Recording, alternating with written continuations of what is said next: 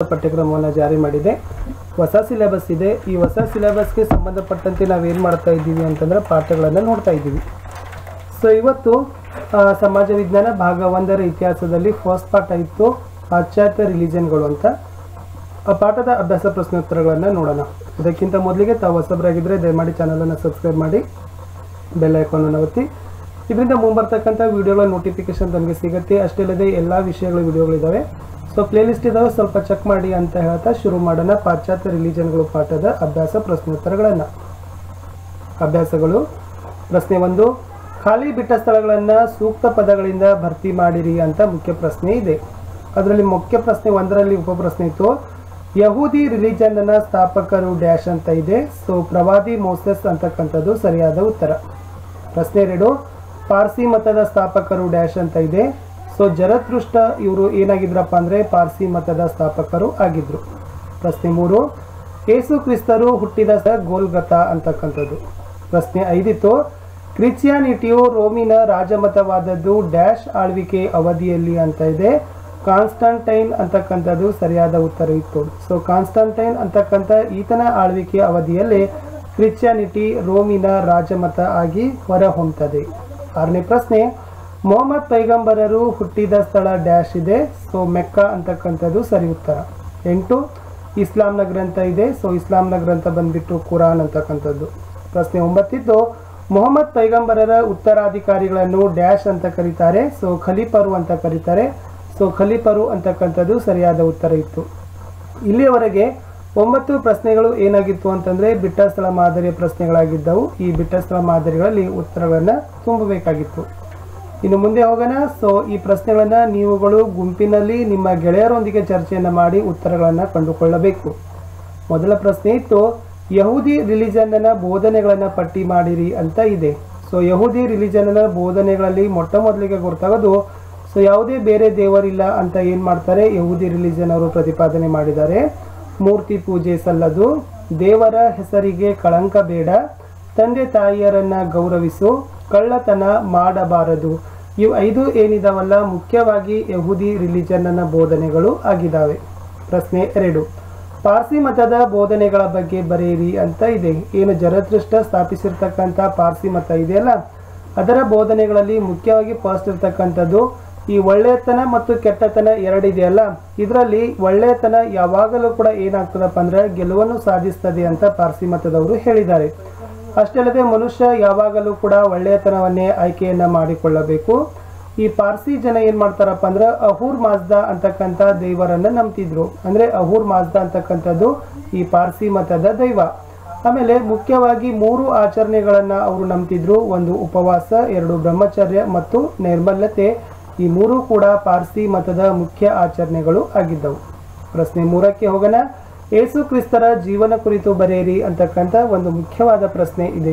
So ಯೇಸುವಿನ ಜನನ ಹೇಗಾಯಿತು, ಆತನ ಬಾಲ್ಯ ಮತ್ತು ಆತನ ಕೊನೆಯ ಸಮಯಗಳನ್ನು ನೋಡೋದಾದರೆ, ಸೊ ತಮಗೆ ಗೊತ್ತಿದ್ದಂಗೆ ಯೇಸು ಕ್ರಿಸ್ತ ಬೆತ್ಲೆಹೇಮ್ನಲ್ಲಿ ಜನಿಸ್ತಾರೆ. ಈತನ ತಂದೆ ಹೆಸರು ಬಂದ್ಬಿಟ್ಟು ಜೋಸೆಫ್ ಮತ್ತು ತಾಯಿ ಹೆಸರು ಮೇರಿ. ಈ ಜೋಸೆಫ್ ಮತ್ತು ಮೇರಿಯ ಏಕೈಕ ಪುತ್ರನೇ ಆಗಿದ್ದ ಯಾರಪ್ಪ ಅಂತಂದರೆ ಯೇಸು ಕ್ರಿಸ್ತ. ಮುಖ್ಯವಾಗಿ ಯೇಸು ಕ್ರಿಸ್ತರವರು ಅರಾಮಿಕ್ ಮತ್ತು ಸೆಮಿಟಿಕ್ ಭಾಷೆಗಳನ್ನು ತಿಳಿದುಕೊಂಡಿರ್ತಾರೆ. ಇವರು ಜಾನ್ ಅಂತಕ್ಕಂಥವರಿಂದ ದೀಕ್ಷೆಯನ್ನು ಪಡೆದುಕೊಳ್ತಾರೆ. ಇವರು ಮುಖ್ಯವಾಗಿ ಇಸ್ರೇಲ್ ದೇಶದಲ್ಲಿ ಪ್ರಯಾಣವನ್ನು ಮಾಡಿ ಅಲ್ಲಿನೂ ಕೂಡ ತಮ್ಮ ಏನು ಮಾಡ್ತಾರಪ್ಪ ಅಂದ್ರೆ ಮತವನ್ನು ಪ್ರಚಾರವನ್ನು ಮಾಡ್ತಾರೆ. ಕಡೆಗೆ ಏನಾಗ್ತದೆ, ರೋಮ್ ಸೈನಿಕರು ಸೊ ಇವರನ್ನು ಅಂದರೆ ಯೇಸು ಕ್ರಿಸ್ತರನ್ನು ಹಿಡಿದು ಗೋಲ್ಗತಾ ಅಂತಕ್ಕಂಥ ಬೆಟ್ಟದ ಮೇಲೆ ಏನು ಮಾಡ್ತಾರೆ, ಶಿಲುಬೆಗೆ ಏರಿಸ್ತಾರೆ. ಇಷ್ಟು ಯೇಸು ಕ್ರಿಸ್ತರ ಒಂದು ಜೀವನದ ಬಗ್ಗೆ ಸಂಕ್ಷಿಪ್ತವಾದ ಮಾಹಿತಿ ಇತ್ತು. ಪ್ರಶ್ನೆ 4ಕ್ಕೆ ಹೋಗೋಣ. ಯೇಸು ಕ್ರಿಸ್ತರ ಬೋಧನೆಗಳನ್ನು ಪಟ್ಟಿ ಮಾಡಿರಿ ಅಂತ ಇದೆ. ಹಾಗಾದರೆ ಯೇಸು ಕ್ರಿಸ್ತರವರು ಯಾವ್ಯಾವ ಬೋಧನೆಗಳನ್ನು ಹೇಳಿದ್ದಾರೆ? ಸೊ ಮೊದಲನೇದಾಗಿ ಮಾನವರು ದೇವರ ಮಕ್ಕಳೆಂದು ತಿಳಿಸಿದರು. ಮಾನವ ಸಂಕುಲದ ಭಾತೃತ್ವವನ್ನು ಪ್ರತಿಪಾದನೆಯನ್ನು ಮಾಡ್ತಾರೆ. ಯಾವುದೇ ಆಡಂಬರದ ಧಾರ್ಮಿಕ ಆಚರಣೆಗಳಲ್ಲಿ ನಂಬಿಕೆಯನ್ನು ಇಟ್ಟಿರಲಿಲ್ಲ. ಮಾನವನು ತಾನು ಮಾಡಿದ ತಪ್ಪುಗಳಿಂದ ಪಶ್ಚಾತ್ತಾಪವನ್ನು ಪಟ್ಟರೆ ದೇವರು ಕ್ಷಮಿಸ್ತಾನೆ ಅಂತ ಹೇಳ್ತಾರೆ. ಮಾನವನ ಸೇವೆ ಮಾಡಿದರೆ ಅದು ದೇವರ ಸೇವೆಗೆ ಸಮ ಅಂತ ಯೇಸು ಕ್ರಿಸ್ತ ಏನು ಮಾಡ್ತಾರಪ್ಪ ಅಂದ್ರೆ ತಮ್ಮ ಬೋಧನೆಗಳಲ್ಲಿ ಹೇಳ್ತಾರೆ. ಈ 5 ಅಂಶಗಳು ಯೇಸು ಕ್ರಿಸ್ತರು ಪ್ರತಿಪಾದಿಸಿರ್ತಕ್ಕಂಥ ಧರ್ಮದಲ್ಲಿ ಬೋಧನೆಗಳೇ ಆಗಿದ್ದಾವೆ. ಪ್ರಶ್ನೆ 5ಕ್ಕೆ ಹೋಗೋಣ. ಕ್ರಿಶ್ಚಿಯಾನಿಟಿ ಹೇಗೆ ಪ್ರಸಾರವಾಯಿತು ಅಂತಕ್ಕಂಥ ಪ್ರಶ್ನೆ ಇದೆ. ಸೊ ಉತ್ತರ ನೋಡೋದಾದರೆ ಯೇಸುವನ್ನ ಸಿಲುಬೆಗೆ ಏರಿಸ್ತಾರೆ ಗೋಲ್ಗತಾ ಅಂತಕ್ಕಂಥ ಬೆಟ್ಟದಲ್ಲಿ. ಸೊ ಅದರ ನಂತರ ಅವರ ಅನುಯಾಯಿಗಳಿಗೆ ಕಿರುಕುಳವನ್ನು ನೀಡ್ತಾರೆ. ಕೆಲವು ಶಿಷ್ಯಂದರಿಗೆ ಸಿಲುಬೆಗೆಯನ್ನು ಸಹಿತ ಏನು ಮಾಡ್ತಾರಪ್ಪ ಅಂದರೆ ಏರಿಸ್ತಾರೆ. ಸೊ ಮುಖ್ಯವಾಗಿ ಕಾನ್ಸ್ಟೆಂಟ್ನ ಆಳ್ವಿಕೆಯ ಅವಧಿಯಲ್ಲಿ ಈ ಕ್ರಿಶ್ಚಿಯಾನಿಟಿ ಏನಾಗ್ತದಪ್ಪ ಅಂದ್ರೆ ರೋಮ್ನ ರಾಜ್ಯ ಮತ ಆಗ್ತದ. ನಂತರ ಮುಂದೆ ಏನಾಗ್ತದ, ಇದು ಯುರೋಪ್ ದೇಶ ತುಂಬೆಲ್ಲ ಹರಡ್ಕೊಳ್ತದ. ಇವತ್ತಿಗೆ ಹೇಳಬೇಕಾದ್ರೆ ಯೇಸು ಕ್ರಿಸ್ತ ಸ್ಥಾಪಿಸಿರ್ತಕ್ಕಂಥ ಈ ಧರ್ಮದ ಚರ್ಚ್ಗಳೇನಿದಾವಪ್ಪಲ್ಲ ಅದು ಪ್ರಪಂಚದ ತುಂಬೆಲ್ಲ ಹೆಚ್ಚು ಜನರು ಸದಸ್ಯತ್ವವನ್ನು ಹೊಂದಿದ್ದಾವೆ. ಸೊ ವ್ಯಾಪಕವಾಗಿ ಅದು ಪ್ರಸಾರವನ್ನು ಹೊಂದಿದೆ ಅಂತ ಹೇಳಬಹುದು. ಪ್ರಶ್ನೆ 6ಕ್ಕೆ ಹೋಗೋಣ. ಮೊಹಮ್ಮದ್ ಪೈಗಂಬರರ ಜೀವನವನ್ನು ಕುರಿತು ತಿಳಿಸಿರಿ ಅಂತ ಇದೆ. ಸೊ ಮೊಹಮ್ಮದ್ ಪೈಗಂಬರ್ ಅವರ ಜೀವನ ಬಗ್ಗೆ ಬರಿಬೇಕಾದ್ರೆ ಮೊಹಮ್ಮದ್ ಪೈಗಂಬರ್ ಅವರು ಮುಖ್ಯವಾಗಿ ಇಸ್ಲಾಂ ರಿಲಿಜನ್ನ ಪ್ರವರ್ತಕರು ಆಗಿದ್ದಾರೆ. 570ರಲ್ಲಿ ಮೆಕ್ಕಾದಲ್ಲಿ ಮೊಹಮ್ಮದ್ ಪೈಗಂಬರು ಜನಿಸ್ತಾರೆ. ಇವರ ತಂದೆ ಹೆಸರು ಬಂದ್ಬಿಟ್ಟು ಅಬ್ದುಲ್ಲಾ ಮತ್ತು ತಾಯಿ ಹೆಸರು ಅಮೀನಾ. ಸೊ ಏನಾಗ್ತದಪ್ಪ ಅಂದ್ರೆ ಇವರು ಜನಿಸ್ತಕ್ಕಂಥ ಕೆಲವು ತಿಂಗಳ ಮುಂಚೆ ತಂದೆಯನ್ನು ಕಳೆದುಕೊಂಡ್ರೆ 6ನೇ ವಯಸ್ಸಿನಲ್ಲಿ ತಾಯಿ ಅಮೀನಾವನ್ನ ಕಳೆದುಕೊಳ್ತಾರೆ. ಆತನ ಚಿಕ್ಕಪ್ಪನ ಆರೈಕೆಯಲ್ಲಿನೇ ಬೆಳೀತಾರೆ. ಯಾರು? ಮೊಹಮ್ಮದ್ ಪೈಗಂಬರ್. ಆತನ ಚಿಕ್ಕಪ್ಪ ಓರ್ವ ವ್ಯಾಪಾರಿ ಕೂಡ ಆಗಿದ್ದ. ಸೊ ಮುಂದೆ ಶ್ರೀಮಂತ ವಿಧವೆ ಆಗಿರ್ತಕ್ಕಂಥ ಖದೀಜಾ ಅಂತಕ್ಕಂಥ ಅವಳನ್ನ ಏನ್ ಮಾಡ್ತಾರೆ, ಮದುವೆಯನ್ನ ಆಗ್ತಾರೆ ಮೊಹಮ್ಮದ್ ಪೈಗಂಬರ್ ಅವರು. ಇವರು ಅಲ್ಲಾನ ಪ್ರವಾದಿ ಅಂತ ಹೇಳ್ಕೊಳ್ತಾರೆ.